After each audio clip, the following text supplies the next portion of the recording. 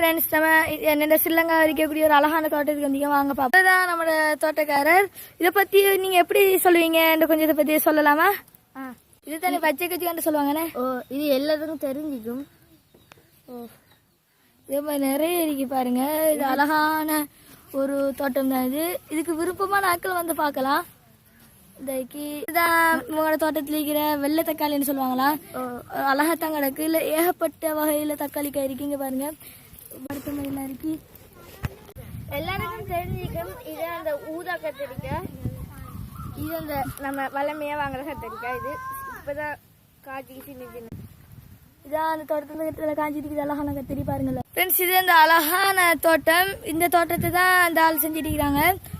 இதே மாதிரி ஏகப்பட்ட தோட்டத்தை எப்படி சொல்ற ப்ரோ, இவங்களாம் யாரு? இவ அஃப்தா, இவ ஐனா. ஒரு அழகான இதை பார்க்கணும்னா இப்படி ஒரு இடத்துக்கு வாங்க.